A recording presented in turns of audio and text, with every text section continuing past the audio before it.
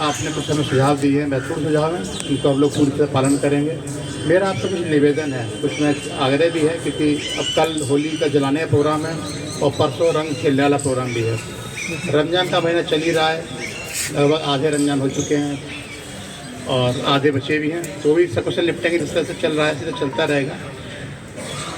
हिंदू भाइयों से मेरा निवेदन ये है कि आप लोग खूब होली खेलिए, कोई आपको होली खेलने में प्रॉब्लम नहीं होगी।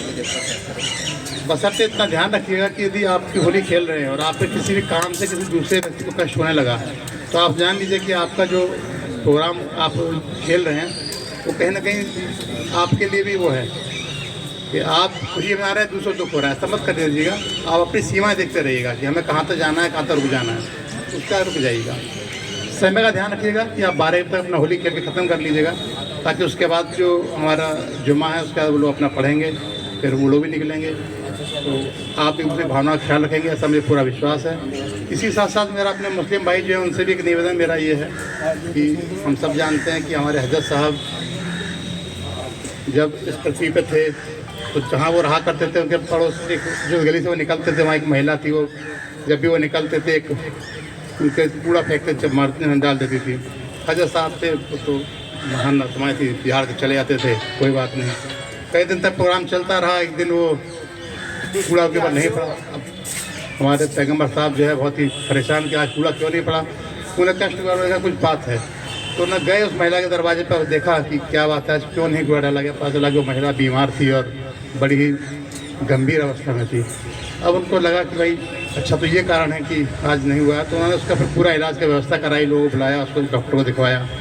तो जो जिस धर्म को मानते हैं, जो हमारे पैगम्बर साहब हैं, वो कूड़े से भी परहेज़ नहीं करते। कूड़ा अगर नहीं पड़ा तो उसको भी उन्होंने उसका अवसर बनाया और उसको उसकी सेवा करी, उसको डॉक्टर को दिखवाया।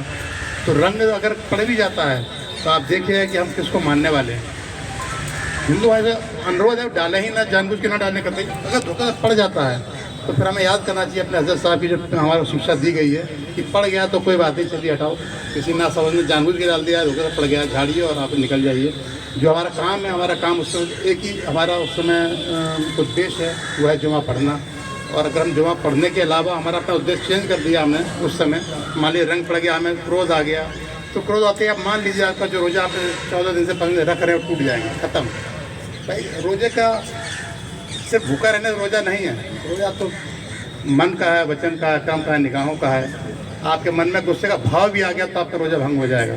तो आप ध्यान दीजिए, अगर किसी ने आपको डाल दिया तो आप सहर स्वीकार कर लीजिए और अपना रोज़ा के जो आप रखे हुए हैं और जो भी जो नमाज अदा करने जा रहे हैं उसे कर लीजिए और फिर वापस घर आकर के इत्मीनान से जो भी आपके कार्यक्रम को कीजिएगा। ऐसा मैं पूरा अनुरोध भी है और पूरा विश्वास भी है। जिस हिसाब से आप लोगों ने हमारे गंगों की तारीफ़ की है, अपने भाईचारे की बातें रखी हैं, तो मुझे विश्वास है कि इसमें घटना नहीं घटेगी। और धोखे से रंग गिर भी गया तो उससे कोई इशू नहीं बनाएगा। दोनों पक्षों से मेरी अपील है, मुझे उम्मीद है अगर मैं सही हूँ तो मैं आप हाथ ऊपर खड़ा कर समर्थन दीजिएगा कि कोई समस्या नहीं आने दी जाएगी। धन्यवाद। बाकी पुलिस प्रशासन, मैं, मेरे सीनियर ऑफिसर, हमारी पूरी जो टीम है वो आपके साथ होली वाले दिन, होली से पहले भी, होली के बाद भी लगातार रहेंगे, 24 आवर रहेंगे और सकुशल होली का त्यौहार मनाने के लिए प्रतिबद्ध हैं। उसके बाद ईद का त्यौहार भी आएगा, उसको भी उतनी अच्छी तरह से मनाएंगे जिस तरह से होली मनाएंगे। धन्यवाद।